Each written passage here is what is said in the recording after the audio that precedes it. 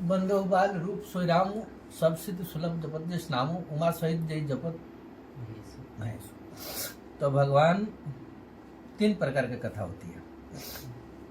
एक तो कथा वो करता है कि पूरे ब्रह्मांड को देवी देवता सबको मनाता है, जैसे तुलसीदास जी है, चोर लबार जुआरी बढ़िया सज्जन साधु सबका वंदना किए, वंदना करके तब कथा चालू किए। उनका मतलब कि सब पर भरोसा है कि थोड़ा हमारी कथा में विघ्न मत डालो, इसलिए सबका वंदना करता है। तो एक प्रकार के लोग ये होते हैं कि सबको मना के चलते हैं कि हम पर कृपा करो। दूसरे नंबर में कथा कहते हैं जागवल्लभ जी भरद्वाज जी से।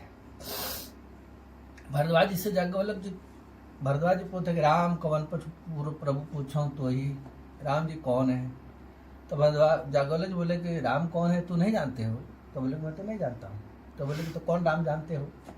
तो बोले कि एक राम अवधेश कुमारा, तिनके चरित्र विदित संसारा, नार विरह दुख लहे वापारा, भय उरो शरण रावण मारा। मैं तो यही नाम जानता हूँ कि दशरथ जी के बेटा थे और वनवास हो गया और नार विरह दुख लहे वापारा, स्त्री के दुख में जंगल में भटके और गुस्सा आ गया, जाके रावण जैसे बहुत बड़े बलशाली को धराशायी कर दिया। बोले बड़ा सस्ते में कह दिया तू कथा, इतनी बड़ी कथा एकदम सस्ते में निपटा दी, बस राम जी यही जानते हो? बोले हाँ यही जानता हूँ। पर राम कौन प्रभु पूछो तो मैं ये राम ये है कि कोई अगुण अखंड अनंत अनादि जय चिंतन परमार्थ कोई और राम जी है क्या, वो आपको बताइए। तो जागवल्लभ जी बोले अच्छा ठीक है। सुना चहु राम गुण गूढ़ा, तीनों प्रश्न मनहु अति मूढ़ा। राम जी के चरित्र तो गुण सुनना चाहते हो? राम भारद्वाज जी जागवल्लभ जी के शिष्य हैं। जागवल्लभ जी तो हिमालय में रहते हैं, भरद्वाज जी यहाँ प्रयाग में रहते हैं। और प्रयाग में रहते हैं तो उनका एक विशेषता है भरद्वाज जी का, परमार्थ पथिक सुजाना। परमार्थ का मतलब है परम जोड़ अर्थ, जिस अर्थ के बराबर कोई अर्थ हो ही नहीं सकता। तो हमेशा भगवान के भजन पूजन नाम जप मंत्र जप में ही लगे रहे, दूसरा काम करते ही नहीं थे। इसीलिए तो बहुत हैं, सब ऋषि अलग अलग हैं। जैसे वशिष्ठ जी महाराज हैं, वो जागृत भी हैं, कहीं भी निमंत्रण आता है तो जाके बड़े बड़े यज्ञ करा लेते हैं। अच्छे ब्रह्मज्ञानी भी हैं वो, हर सब कुछ ठीक है, सारे गुण संपन्न हैं। तो यज्ञ के मामले में वशिष्ठ जी महाराज के नेवता स्वर्ग से भी आता था, स्वर्ग में भी जाके यज्ञ करते थे। उसी यज्ञ में एक बार कलमशपाद एक राजा हुए थे, उनके जमाने में स्वर्ग में निमंत्रण हो गया था, जाके स्वर्ग में 1 साल तक वो यज्ञ किए। जब लौट रहे थे तो एक राक्षस रहा, तो वो राक्षस हार जाता था बार बार इन राजाओं से। जो अयोध्या के राजा थे बार बार हार जाते थे। तो सोचा कि कौन विधि से हारेगा, तो किसी ने बताया कि यदि गुरु का श्राप हो जाए तो ये हार जाएगा। कलमशपाद। तो बोले कि ये आ रहे स्वर्ग से, इसी में कुछ छल कपट कर दो बस हार जाएगा। तो सोचा कि यदि हम वशिष्ठ जी के भेष में जाके कह दूं कलमशपाद को कि मांस खिला दो, और वो आए हैं उस समय, वो जब बाहर से आते तो सीधे अयोध्या राजघराने में पहुंचते, तो उसके बाद घर में आश्रम में जाते थे। तो ये तुरंत मांस परोसेगा, उसके बाद तुरंत वो श्राप दे देगा। तो वो राक्षस जाके कलमशपाद के पास बोला कि हम ताजा मृग का मांस खाऊंगा। वशिष्ठ जी का अवतार लेकर, वशिष्ठ जी का रूप बना के बोल दिया। वशिष्ठ जी महाराज के रूप में बोला तो कलमशपाद बोले कि आप तो महात्मा हैं, आप हमारे गुरु हैं, कभी मांस खाते नहीं, आज कैसे खाने के लिए बोल रहे हैं? तो बोले कि तू हमारा चेला है ना, तो हाँ, तो हमारे आज्ञा का पालन करो, तुरंत मांस की व्यवस्था करो और ताजा मृग का मांस। अब वो चेला है, गुरु जी का प्रभाव जानता भी है, तो बोला अच्छा ठीक है, आप कह रहे हैं तो मैं तो आपका आज्ञा का पालन करूँ। तुरंत गया, बगल से एक हरिन को मारा और तुरंत जाके मांस बना के बनवा दिया। और ठीक जब तक मांस बना, वो बड़ा सेट करके राक्षस बोला था, समय में सब गणना करके बैठा था। और जैसे ही वो स्वर्ग से उतरे, सीधे राजघराने में, राजघराने तो महाराज आपके अनुसार आपका भोजन तैयार है। वो गए बैठे तो सब कुछ तो परोसा गया, पर मृग का मांस भी ताजा परोसा गया बढ़िया से। वो देखे एक बार एकदम आग बबूला हो गया। बोले क्या किया है तुम घमंड में आ गए हो, बहुत बड़ा राजा बनने का अहंकार हो गई है। तो बोले क्या है? अतः मांस बोले मांस तो आपने कहा है इसलिए मैं परोसा हूँ। तो बोले कि मांस तो मैंने बोला नहीं है, मैं बोला नहीं हूँ तो कैसे कैसे मान लूँ। तो बोले नहीं, तुमने मांस हमको दिया, हमको भ्रष्ट कर रहे हो क्या, तो मैं तुमको श्राप दे दूंगा, श्राप दे दूंगा। तो बोले महाराज मांस तो आपने मांगा है तब। बोले मैं तो मांगा ही नहीं हूँ। अब थोड़ा गलती वशिष्ठ जी का ये हो गया कि वो ध्यान लगा के देखे नहीं कि ये बीच में लीला क्या हुई है, और तुरंत उठाए श्राप, हाथ में जल लिए, बोले तो राक्षस बन जाओ, राक्षस बन गया तुरंत। कलमश पाद भी उठाया हाथ में कि हमको आप जबरदस्ती श्राप दिए, मेरा कोई दोष नहीं है, तो मैं भी श्राप दूंगा आपके ऊपर, आपका शरीर छूट जाए, ऐसा श्राप दे दूंगा। अब वो भी दिया नहीं दे सकते हैं। हाँ दे दूंगा। तब तक रानी आके हाथ में पकड़ लिया कलमश पाद, बोले गुरु जी हैं, वो श्राप दे भी सकते हैं और श्राप ले भी सकते हैं, आप केवल दे सकते हैं। तो वो पाद अपने पैर पर डाल दिए तो वही कलमश आधा काला हो गया, इसलिए उनको कलमश पाद बोलते हैं। अब श्राप दे दिए तो राक्षस तो बन गया। वशिष्ठ जी के 99 पुत्र को खा लिया। जो अपराध कोई करता है उसका दंड उसी को भोगना पड़ता है, दूसरा को नहीं भोगता है। हम अनिति पूर्वक कोई काम कर दूं तो दंड हम ही को भोगना पड़ेगा, दूसरा नहीं भोगेगा। और वशिष्ठ जी महाराज जबरदस्ती राक्षस बनाए थे उसको, तो राक्षस बनाए तो 99 पुत्रों, इन्हीं के 99 पुत्रों को खा लिया। एक पुत्र रहा तो उसका शादी हो गया, शादी होने के बाद उसके औरत के पेट में गर्भ रह गया, जब तक समय मिला तो उसको भी उठा के खा लिया, मैंने 100 पुत्र खा गया, पूरा 100 के 100 खा लिया। अब वशिष्ठ जी महाराज जाके सरजू जी में कूद गए कि मैं अब आत्महत्या कर लेता हूँ, हमारा तो सारा खानदानी डूब के, अब रहने से कोई फायदा नहीं।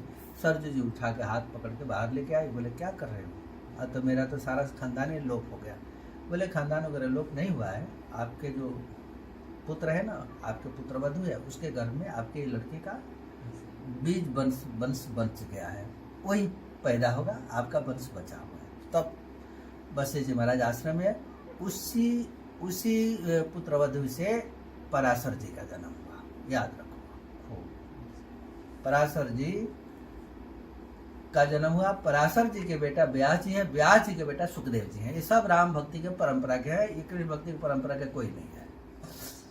पराशर जी महाराज राम मंत्र की दीक्षा वशिष्ठ जी महाराज दिए, पराशर जी ने राम मंत्र की दीक्षा व्यास जी को दिया। व्यास जी के मक्षोदी वाली कहानी, अब वो लंबा हो जाएगा इसलिए वो कहानी नहीं कहूँगा। और व्यास जी के पुत्र सुखदेव जी हैं, सुखदेव जी को भी राम मंत्र की दीक्षा, 7वें आचार्य सुखदेव जी हैं राम मंत्र के।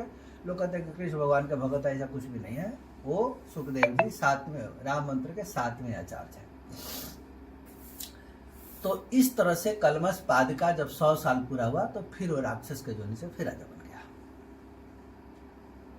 हमारे कहने का मतलब ये है कि बस जो पाप जो करता है व्यक्ति, वो पाप यदि अनुचित है, अनुचित रूप से किया है, तो उसका दंड का भागी वही बनेगा। अयोध्या का कोई भी नहीं बना, किसी का भी लड़का नहीं खाया, वो केवल वशिष्ठ जी का लड़का खाता था, वो बार बार उन्हीं का खाता, उन्हीं की कुटिया उजाड़ता था, उन्हीं को तहस नहस कर देता था, सब कुछ उन्हीं का करता था। बाकी और थोड़ा बहुत उत्पाद मचाता था, लेकिन विशेष उत्पाद आश्रम में मचाता था। वो अपनी सुरक्षा भी नहीं कर पाते, नहीं कर, श्राप दिया हुआ है उनका ना, कैसे हो पाएगा, नहीं हो पाएगा। इतना बल होने के बाद भी कुछ नहीं कर पाते थे, इसलिए कि वो पाप है।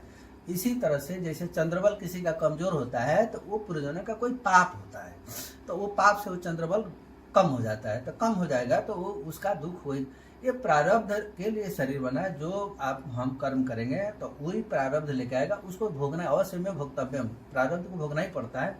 अथवा राम नाम से प्रारब्ध कट भी जाता है। राम मंत्र उतना उच्च श्रेणी में 96 करोड़ की जो श्रेणी पुराणों ने गाया है, तो उस 96 करोड़ के स्कोर तक पहुंचते पहुंचते सारा पाप धाराशाही हो जाता है। धाराशाही तो संचित प्रारब्ध क्रिया तो तीनों ही धाराशाही हो जाते, तीनों धाराशाही हो तो सुख तो हो जाएगा। इसलिए सबसे सुनहु माते लोग अभागी, हरि तज होई विषय अनुरागी। पार्वती से कथा कर रहे हैं भगवान शिव, तो कहते हैं कि वो लोग अभागा है जो भगवान का भजन छोड़ के विषय में अनुरक्त हो जाते हैं और रातों दिन विषय की चिंतन करते हैं, वो अभागी है। भाग्यशाली तो केवल भगवान का नाम जपने वाला है। तो उसी प्रकार भरद्वाज जी जब पूछ रहे हैं कि राम कौन प्रभु पूछूं तो ही कई समझाए बुझाई मोही, हमको राम जी कौन है तो भरद्वाज जागवल्लभ जी बोले राम जी कौन है, ये तो ठीक है, अच्छा प्रश्न कर दिया, लेकिन तुम क्या जानते हो राम जी के विषय में? तो बोले कि मैं जो जानता हूँ वो जान लीजिए। एक राम अवधेश कुमारा, वो तो दशरथ जी के बेटा है। नार विरह दुखलाई वपारा, स्त्री की चोरी हो गई जिसके चलते वो बहुत ज्यादा दुख पाए, और फिर नार विरह दुखलाई वपारा, भय रोष समर में क्रोधित हो गए, रावण जैसे वीर को धराशायी कर दिए। जागवल्लभ बोले बड़ा सस्ते में बोल दिया तू, राम जी के जो चरित्र संक्षेप में जो वर्णन कर दिया बहुत हल्के में बोल दिया, राम जी तो वही हैं।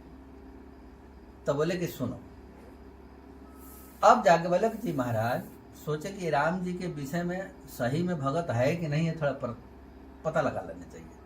वैसे भरद्वाज जी का काम है परमार्थ पथिक सुजाना, परम जोड़ अर्थ। परमार्थ का मतलब लोग आजकल अनुचित उल्टा अर्थ लगा लेते हैं। कोई कहता है कहाँ गए थे, किसी के दूसरे के सेवा में गए ना, तो लोग बोलते हैं परमार्थ में गए थे, नहीं कहते हैं वो परमार्थ का अर्थ नहीं पता है कि परमार्थ वो परहित हो सकता है, परमार्थ नहीं हो सकता है। पर कोई किसी का काम करता है तो उसको बोला जा सकता है कि परहित, माने दूसरे के हित के लिए गया था, दूसरे का हित काम साधना कर रहे थे, हित का साधना कर, तो दूसरे का काम करेंगे वो परहित में होगा, परमार्थ में नहीं होगा। परमार्थ का मतलब ये होता है परम जोड़ अर्थ, उस धन के बराबर कोई अर्थ माने धन, उस धन के बराबर कोई धन है ही नहीं। तो ऐसा कौन सा धन है जिसके बराबर कोई धन है ही नहीं? तो भगवान ही है परमार्थ। परमार्थ पथिक सुजाना, पथिक माने चलने वाला, सुजान माने एकदम पहुंचा हुआ। शंकर जी के माने उस रास्ते पर चलते चलते इतने ऊंचाई पर पहुंच गए हैं। परमार्थ इतना बड़ा धन कमाने वाला परमात्मा माने राम जी के भजन पूजन के अलावा कोई दूसरा काम नहीं है, और राम जी हमेशा हृदय में हैं, और राम जी को प्राप्त करके परम पद पर जा चुके हैं, सुजान पर पहुंचे। शंकर जी को सुजान बोला जाता है, अगर सुतीक्षण जी महाराज को सुजान बोला गया। ऋषि अगस्त के शिष्य सुजाना, नाम सुतीक्षण रति भगवाना, तो सुजान सुतीक्षण जी भैया मैंने शंकरत्व का पद प्राप्त कर चुके हैं भजन में। वही पद भरद्वाज जी को मिल जाएगा, मैंने राम जी के भजन के आगे कुछ है ही नहीं, परमार्थ है। उसके अलावा हाँ, अब भगवान के भजन करने में बहुत विक्षेप आता है, नाना प्रकार का, शरीर से, मानसिक से, रोग से, हर प्रकार से। पहले हर प्रकार के जो हमको अगले जन्म में भोगना पड़ता है ना, वो भी इस जन्म में दे दिया जाता है, क्योंकि अब छूटना होता है ना उसको। तो संचित जो रखा है जिसको हमको भोग के नहीं है, वो भी ले आके दे दिया जाता है। क्रियामण अभी जो हम कर रहे हैं ना, उसको भी ले आके दे दिया जाता है। प्रारब्ध तो दिया ही जाता है, पर संचित और क्रियामण में से भी उठा के लो, अब जब भाग ही रहे हो तो थोड़ा इसको भी ले लो, थोड़ा वो बिना किसी प्रारब्ध के ऊपर से संचित को लिया दे दिया जाता है। इसमें आदमी डैमेज हो जाता है। अरे इतना भजन करता हूँ, हमको इतना तकलीफ हो रहा है, इतना भजन करता हूँ, इतना तो वो कुछ नहीं करता है, मांस मछली खाता है, दुनिया का दुराचार अनाचार करता है, पाप व्यभिचार करता है, इतना सुखी होता है, और मैं इतना भजन करता हूँ, इतना दुखी। अरे भैया जब भजन करते हो तो फिर सहन करो ना, वो तो संचित के भी सहन करो। प्रारब्ध तो भगा ही भोगा, वो क्रियामण को भी भोगा देगा और संचित को भी भोगा देगा। तो संचित क्रियामण उसको तो केवल प्रारब्ध भोगा रहा है, पुण्य के चलते अपना कर रहा है, तो दुराचार पापाचार करते है तो क्रियामण हुआ, तो क्रियामण होगा तो अगले जन्म में पाएगा ना उसका अर्थ, आज तो पाएगा नहीं वो। तो अब क्रियामण तो पा नहीं रहा है, संचित भी नहीं पा रहा है, केवल प्रारब्ध तो हल्का दिख रहा है। और भगवान का भगत होगा जब भजन पूजन में करके, जब इस ब्रह्मांड को छोड़ के अब जब कट आउट जब करेगा, भगवान के शरण में जा रहा है, तो प्रारब्ध तो भोगना ही है, पर संचित भी भोगना है और क्रियामण को भी भोगना पड़ेगा। और संचित प्रारब्ध क्रियामण जब तीनों भोगना पड़ेगा तो बढ़ जाएगा, 3 गुना हो जाएगा, 3 गुना हो जाएगा। तो अब ये राम नाम नर के शरीर, कनक सिपु कलिकाल, जापक जन प्रहलाद उन्हें पलिह दल सुरसाल। जैसे जापक में प्रहलाद जी हैं, तो प्रहलाद जी को कौन सा दंड नहीं दिया गया, हाथी में कुचलवा दिया गया, पहाड़ से फेंक दिया गया, समुद्र में उठा के ऊपर से रथ पर ले जाके समुद्र में डाल दिया, विषधर सांपों के झुंड में डाल दिया, विष को पिला दिया गया, आग में जला, कुछ बचा? तो ये क्या है? खाली प्रारब्ध थोड़ी है, ये तो संचित भी है, क्रियामण भी है। जितने प्रकार का पाप है सारे पापों को लेके इकट्ठा भोगाने के लिए दे दिया। और इतना देने के बाद जब वो साधक नहीं डे, तो राम नाम नरकेसरी कनक सिप, राम नाम जो नरकेसरी मैंने नरसिंह भगवान है, राम नाम जो है नरसिंह भगवान है। कितना भी बड़ा पाप हो, नाखून लगाएंगे ना तो बिल्कुल फाड़ फूड़ के किनारे कर देंगे। लेकिन वो नाखून लगाने के लिए उतना पहले बल होना चाहिए। जैसे प्रहलाद जी जपते जपते जपते उनका भी पूंज आया ना वो, तो जब पूंज लग जाएगा उस दिन तो पेट फाट जाएगा पाप का, कुछ भी नहीं बचेगा। लेकिन वो पूंज का प्रतीक्षा करना चाहिए कि कब हमारा पुण्य का पुंज लग गया। जिस दिन पुण्य का पुंज लग जाएगा सारे पाप का पेट फाड़ देंगे। तो राम नाम नर केसरी, नर केसरी माने नरसिंह भगवान, राम नाम नर केसरी। जापक जन प्रहलाद जिमी, जापक प्रहलाद है पली है दल सुरसाल। सारे सब कुछ पापों को, सब कुछ देवताओं के विरोध के विक्षेप, सुरसाल सारे देवताओं के विक्षेप का, सब कुछ सारे विक्षेप को एक साथ जब राम नाम का पुंज लग जाएगा तो फाड़ देंगे, जीव सुखी हो जाएगा।